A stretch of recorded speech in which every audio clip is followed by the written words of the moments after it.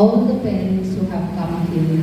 Let us start our today's program by welcoming and invoking God's blessings on us by a small hymn. Let us please stand up.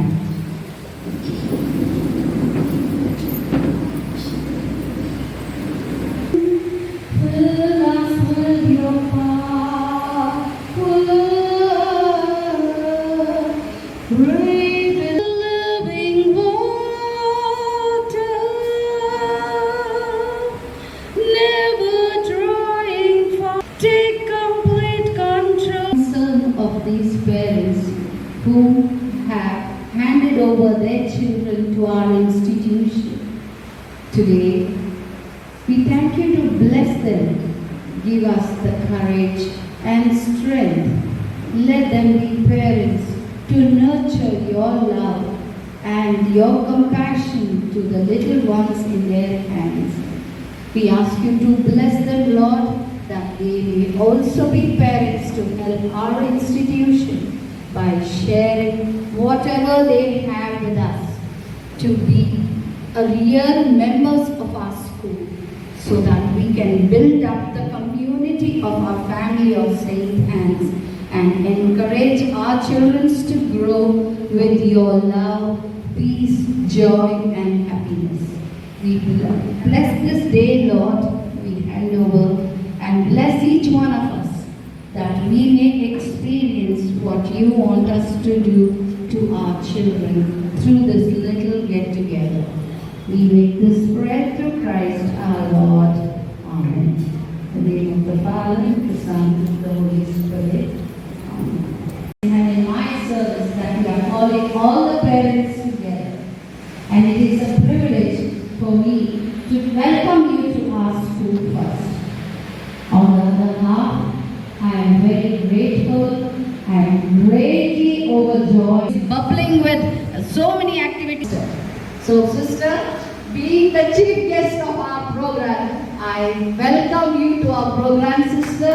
So please speak to us and share your experiences and your ideas to our parents to bring up our institution and flourish our institution in Alsur. Thank you very much. So I just thank you for being here to the end. இன்னும் உங்கள் பசங்க தெரிஞ்ச பசங்க நிறைய பேரை நம்ம ஸ்கூலில் சேர்த்து விடுறதுக்கு வி ஷுட் என்கரேஜ். ஃபஸ்ட்டு நமக்கு நம்ம பிள்ளை படிக்கிற இடம் நல்ல இடம் அப்படின்றது உங்களுக்கு திருப்தியாக இருக்கும். அதுக்காக தான் இந்த ஒரு கேதரிங். எதுனா இருக்குன்னா நேரடியாக நம்ம பேசி தீர்க்கலாமே அப்படின்ட்டு வரணும்னா வரணும். அதுதான் இந்த ஒரு கேதரிங். பாருங்க, உங்களுக்காக எல்லாரும் செய்து வை கான்ட் யூ டாக் ஈஸியாக பேசி தீர்க்கலாமே அந்த மாதிரி இருக்கும்போது so we are ready always open for you. So நீங்கள் உங்கள் பசங்களை விட்டுருக்க போல இல்லை நிறைய பசங்களை நம்ம ஸ்கூலுக்கு சேர்த்து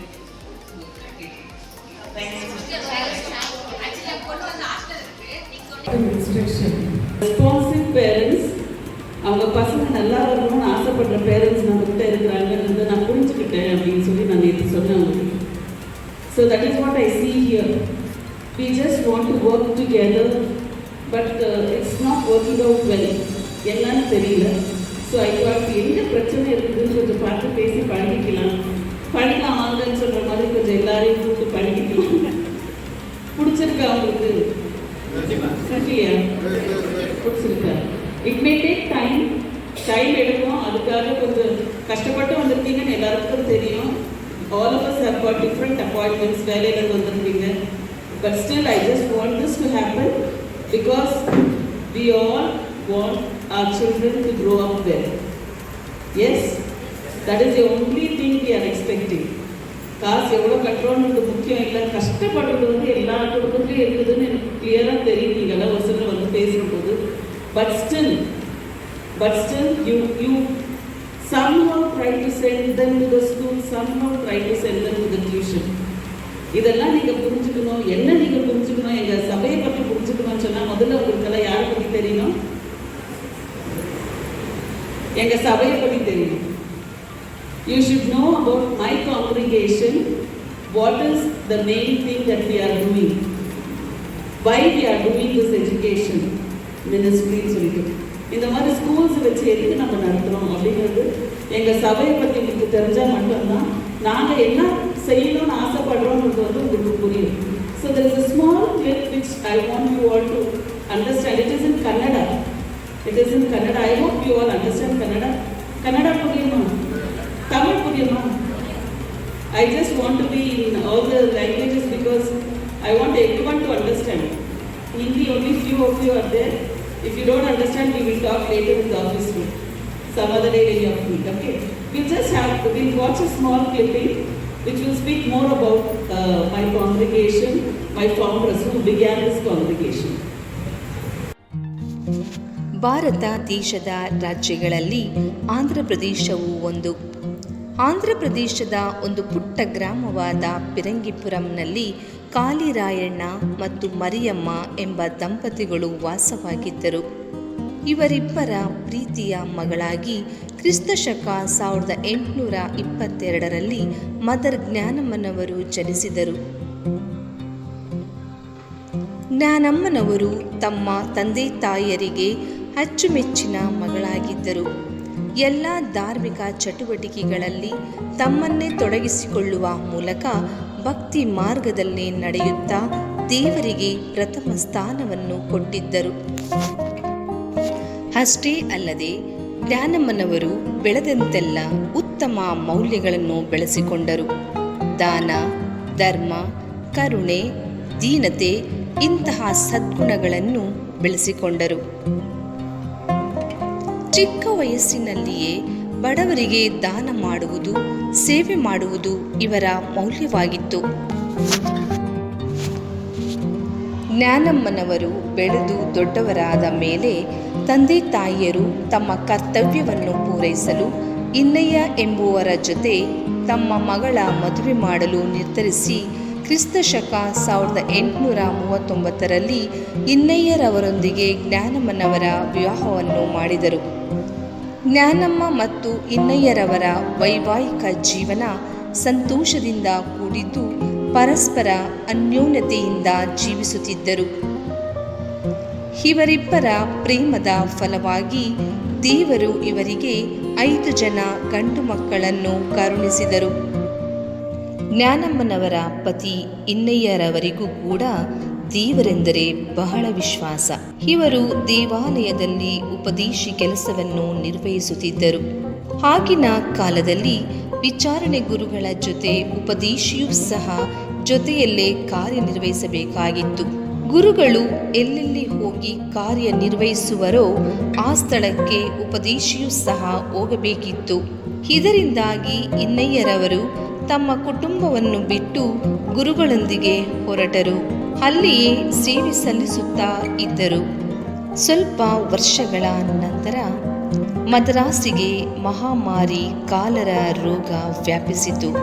ಆ ಸಂದರ್ಭದಲ್ಲಿ ವಿಚಾರಣೆ ಗುರುಗಳು ಮತ್ತು ಉಪದೇಶಿ ಇನ್ನಯ್ಯರವರು ಕಾಲರ ಪೀಡಿತರಿಗೆ ತಮ್ಮ ಕೈಲಾದ ಸಹಾಯವನ್ನು ಮಾಡುತ್ತಿದ್ದರು. ಇದರಿಂದಾಗಿ ಇವರಿಗೂ ಕಾಲರ ರೋಗ ಬಂದು ಇನ್ನಯ್ಯರವರು ವಿಧಿವಶರಾದರು.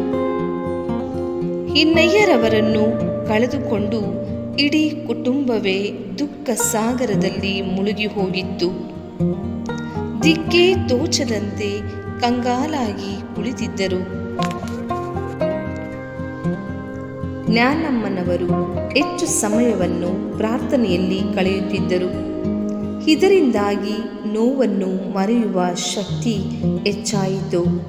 ಅಷ್ಟೇ ಅಲ್ಲದೆ ಮಕ್ಕಳನ್ನೂ ಸಹ ಧಾರ್ಮಿಕವಾಗಿ ಬೆಳೆಯುವಂತೆ, ಪ್ರತಿದಿನ ಜಪಸರ ಪ್ರಾರ್ಥನೆಗಳಲ್ಲಿ ಪಾಲ್ಗೊಳ್ಳುವಂತೆ ಪ್ರೋತ್ಸಾಹಿಸುತ್ತಿದ್ದರು. ಜ್ಞಾನಮ್ಮನವರ ನಿರಂತರ ಪ್ರಾರ್ಥನೆ, ಸಮರ್ಪಣೆಯ ಜೀವನ, ತ್ಯಾಗ, ಪ್ರತಿದಿನದ ಜಪಸರ, ಬಲಿಪೂಜೆಯಲ್ಲಿ ಭಾಗವಹಿಸುವಿಕೆ ಇವೆಲ್ಲವೂ ಜ್ಞಾನಮ್ಮನವರ ನಿರಂತರ ಜೀವನದ ಚಟುವಟಿಕೆಗಳಾಗಿದ್ದವು. ಆಗಿನ ಕಾಲದಲ್ಲಿ ಗುರುಗಳ ಸಂಖ್ಯೆಯೇ ಕಡಿಮೆ ಇತ್ತು. ತಮ್ಮ ಮಕ್ಕಳೆಲ್ಲರೂ ಗುರುಗಳಾಗಿ ಸೇವೆ ಮಾಡಬೇಕೆಂದು ಅತಿಯಾದ ಕನಸನ್ನು ಕಟ್ಟಿಕೊಂಡಿದ್ದರು ಜ್ಞಾನಮ್ಮ. ಇವೆಲ್ಲದರ ಪ್ರತಿಫಲವಾಗಿಯೋ ಏನೋ 5 ಜನ ಗಂಡು ಮಕ್ಕಳಲ್ಲಿ 4 ಜನ ಮಕ್ಕಳು ಧಾರ್ಮಿಕ ಗುರುಗಳಾದರು. ಒಬ್ಬರು ಮಾತ್ರ ವೈವಾಹಿಕ ಜೀವನಕ್ಕೆ ಕಾಲಿಟ್ಟರು. ಜ್ಞಾನಮ್ಮನವರು ತಮ್ಮ ಕುಟುಂಬದ ಜವಾಬ್ದಾರಿಯನ್ನು ಸಂಪೂರ್ಣವಾಗಿ ಮುಗಿಸಿದ ಮೇಲೆ ಹೇಗಾದರೂ ಮಾಡಿ ಬಡ ಮಕ್ಕಳ ಅಭಿವೃದ್ಧಿ, ವಿದ್ಯಾಭ್ಯಾಸದ ಕಡೆ ಗಮನ ಹರಿಸಲು ಮನಸ್ಸು ಮಾಡಿದರು. ಅದರಲ್ಲೂ ಬಡ ಹೆಣ್ಣು ಮಕ್ಕಳೆಂದರೆ ಇವರಿಗೆ ಅತೀವ ಕಾಳಜಿ. ತಮ್ಮ ಮಹದಾಸೆಯನ್ನು ಅಂದಿನ ಧರ್ಮಾಧ್ಯಕ್ಷರೊಂದಿಗೆ ಚರ್ಚಿಸಿ ಮದರಾಸಿನ ಕಡೆ ಹೋಗಲು ತೀರ್ಮಾನಿಸಿದರು.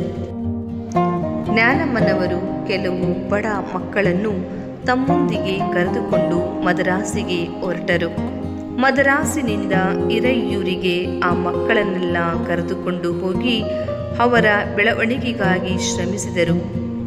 ಬಡ ಮಕ್ಕಳು ಮತ್ತು ಅನಾಥ ಮಕ್ಕಳು, ಅದರಲ್ಲೂ ಬಡ ಹೆಣ್ಣು ಮಕ್ಕಳೆಂದರೆ ಇವರಿಗೆ ಅಪಾರವಾದ ಪ್ರೀತಿ.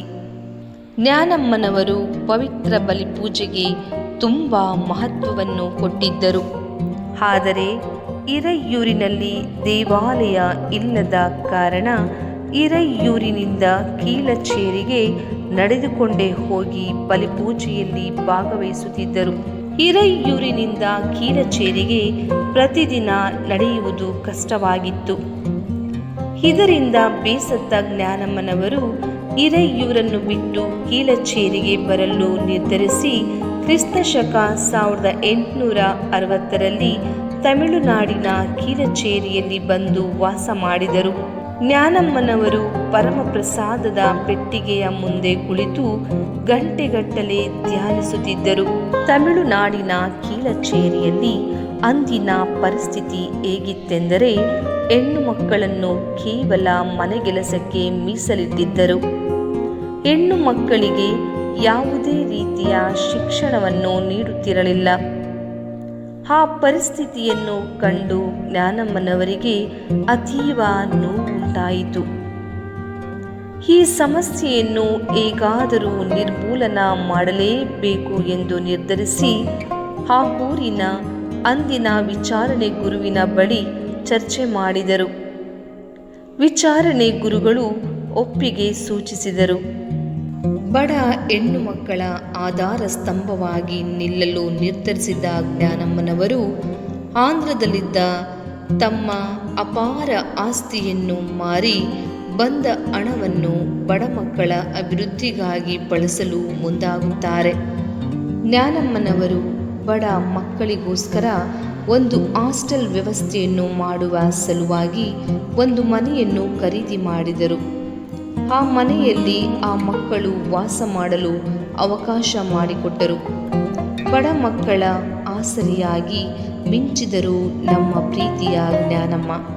ಕ್ರಿಸ್ತಶಕ 1872ರಲ್ಲಿ ಜ್ಞಾನಮ್ಮನವರ ಸೇವೆ ತ್ಯಾಗಗಳಿಂದ ಪ್ರೇರಿತಗೊಂಡ ಇಬ್ಬರು ಹುಡುಗಿಯರು ಜ್ಞಾನಮ್ಮನವರ ಸೇವಾ ಕಾರ್ಯದಲ್ಲಿ ತಮ್ಮನ್ನೇ ತೊಡಗಿಸಿಕೊಳ್ಳಲು ಮುಂದಾದರು. ಅವರ ಹೆಸರು ಅರುಳಮ್ಮ ಮತ್ತು ಆಗತಮ್ಮ. ಜ್ಞಾನಮ್ಮನವರು ಆ ಇಬ್ಬರು ಹುಡುಗಿಯರನ್ನು ಅಂದಿನ ವಿಚಾರಣೆ ಗುರುಗಳಾಗಿದ್ದ ಆರೋಗ್ಯನಾಥರವರ ಬಳಿ ಕರೆದುಕೊಂಡು ಹೋಗಿ ವಿಷಯವನ್ನು ತಿಳಿಸಿದರು. ಜ್ಞಾನಮ್ಮನವರ ಶ್ರಮ, ಆಸಕ್ತಿ, ಧೈರ್ಯ, ತನ್ನನ್ನು ತಾನೇ ತೊಡಗಿಸಿಕೊಳ್ಳುವ ಗುಣ ಎಲ್ಲರಿಗೂ ಪ್ರೇರಣೆಯಾಯಿತು. ಅರುಳಮ್ಮ ಮತ್ತು ಆಗತಮ್ಮ ಎಂಬ ಇಬ್ಬರು ಹುಡುಗಿಯರು ತಮ್ಮನ್ನೇ ದೇವರಿಗೆ ಸಮರ್ಪಿಸಲು ನಿರ್ಧರಿಸಿ ಜ್ಞಾನಮ್ಮನವರೊಂದಿಗೆ ಕೈ ಜೋಡಿಸಿದರು. ಕ್ರಿಸ್ತಶಕ 1873ರಲ್ಲಿ ಜ್ಞಾನಮ್ಮನವರು ವಿಚಾರಣೆ ಗುರುಗಳ ಆಶೀರ್ವಾದದೊಂದಿಗೆ ಆ ಇಬ್ಬರು ಹುಡುಗಿಯರಾದ ಅರುಳಮ್ಮ ಮತ್ತು ಆಗತಮ್ಮರವರನ್ನು ಅಂದಿನ ಒಳ್ಳೆಯ ಕುರುಬ ಭಗಿನಿಯರು ಎಂಬ ಸಭೆಗೆ ಸನ್ಯಾಸ ತರಬೇತಿಗಾಗಿ ಸೇರಿಸಲಾಯಿತು. ಅರುಳಮ್ಮ ಮತ್ತು ಆಗತಮ್ಮನವರು ತಮ್ಮನ್ನೇ ದೇವರಿಗೆ ಸಮರ್ಪಿಸಿಕೊಂಡು ಮುಂದಿನ ಹೆಜ್ಜೆಯನ್ನು ಹಿಂದಿಡದೆ ತರಬೇತಿಯ ಅಂತಿಮ ಘಟ್ಟವನ್ನು ತಲುಪಿದರು. ಅರುಳಮ್ಮ ಮತ್ತು ಆಗತಮ್ಮ ಎಂಬುವವರು ತಮ್ಮನ್ನೇ ದೇವರಿಗೆ ಸಮರ್ಪಿಸುತ್ತಾ ಎಲ್ಲ ಕಾರ್ಯಗಳನ್ನು ಅಚ್ಚುಕಟ್ಟಾಗಿ ನಿಭಾಯಿಸುತ್ತಾ ಸೇವಾ ಕಾರ್ಯಕ್ಕೆ ತಮ್ಮನ್ನೇ ತೊಡಗಿಸಿಕೊಂಡರು. ಅರುಳಮ್ಮ ಮತ್ತು ಆಗತಮ್ಮ ಆಗಿದ್ದ ಇಬ್ಬರು ತಮ್ಮ ಪ್ರಥಮ ಕನ್ಯಾಸ್ತ್ರೀ ಪಟ್ಟವನ್ನು ಸ್ವೀಕರಿಸುವ ಮೂಲಕ ಭಗಿನಿ ಅಂಜಲಾ ಮತ್ತು ಭಗಿನಿ ಫಿಲೋಮಿನಾ ಆಗಿ ಬದಲಾದ ಹೆಸರನ್ನು ಪಡೆದುಕೊಂಡರು. ಮದರ್ ಜ್ಞಾನಮ್ಮನವರು ಸಭೆಯ ಪ್ರಪ್ರಥಮ ಫಲಗಳಾದ ಭಗಿನಿ ಅಂಜಲಾ ಮತ್ತು ಭಗಿನಿ ಫಿಲೋಮಿನಾರವರನ್ನು ಅರಸಿ ಆಶೀರ್ವದಿಸಿದರು. ಇವರಿಬ್ಬರು ಜ್ಞಾನಮ್ಮನವರು ಸ್ಥಾಪಿಸಿದ ಸಭೆಯ ಪ್ರಪ್ರಥಮ ಸದಸ್ಯರುಗಳಾದರು. ದಿನ ಕಳೆದಂತೆ ಜ್ಞಾನಮ್ಮನವರ ಆರೋಗ್ಯ ಹದಗೆಟ್ಟಿತು. ಇವರಿಂದ ಪ್ರೇರಿತರಾದವರು, ಆಶ್ರಯ ಪಡೆದ ಮಕ್ಕಳು, ಇನ್ನಿತರರು ಇವರ ಸ್ಥಿತಿಯನ್ನು ಕಂಡು ದುಃಖತಪ್ತರಾದರು. ಇವರ ಅನಾರೋಗ್ಯದಿಂದಾಗಿ ಎಲ್ಲರೂ ಮನನೊಂದಿದ್ದರು. ಕ್ರಿಸ್ತ ಶಕ 1874ರಲ್ಲಿ ಬಡ ಮಕ್ಕಳ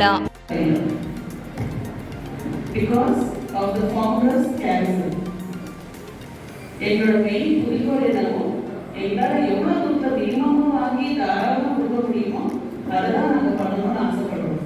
சம் மே திங்க் ஃபீஸ் கம்மியாக இருந்துறாங்க, அவ்வளோதான் எஜுகேஷன், அது ட்ரெண்டு, அது ஒரு ஃபேஷனாக மாறி போயிருக்கு ட்ரெண்டு. பட் எல்லாருக்கும் போய் எக்ஸ்பிளனேஷன் பண்ணிட்டு இருக்கணுன்ற அவசியம் இல்லை எங்களுக்கு. What we want to do we will do. People who knows will know. Yes, those who understand they can understand. Those who don't want to understand, none of our business to go and explain to them. So this is what we are.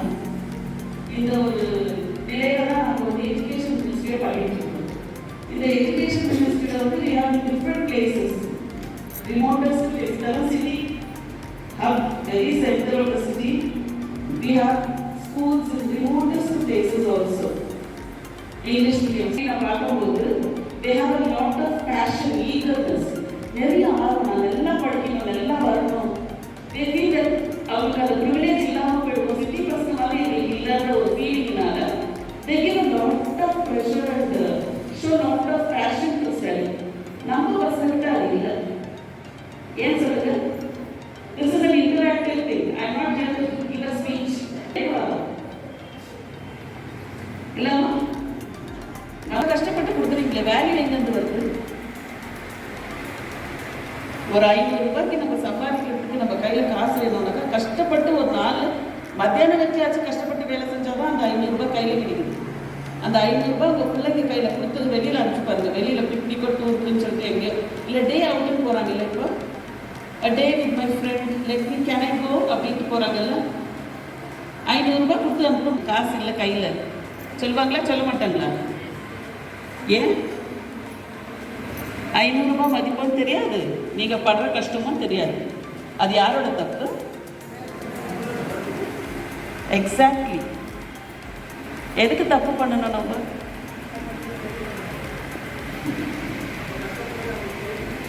தெரியணும், கண்டிப்பாக தெரியணும், தயவு செஞ்சு தெரியணும். நீங்கள் கஷ்டப்பட கட்டினா கூட இது நான் எவ்வளோ கஷ்டப்பட்டுக்கிறாலும் இவ்வளோ சம்பாரிச்சு வச்சிருக்கிறவங்களுக்குன்னு இருந்தாச்சும் சொல்லிக்கங்க, சொல்லி காட்டுங்க. Otherwise your children will become very lazy. நம்ம பிள்ளைங்க கிட்ட நிறைய விஷயங்களை நான் பார்த்துருக்குறேன். இங்கே வந்து I am trying to compare. I always keep telling my teachers also, நிறைய மாற்றி மாற்றி செய்ய பார்க்கணும், ஒர்க் அவுட் ஆகிற மாதிரி தெரியல.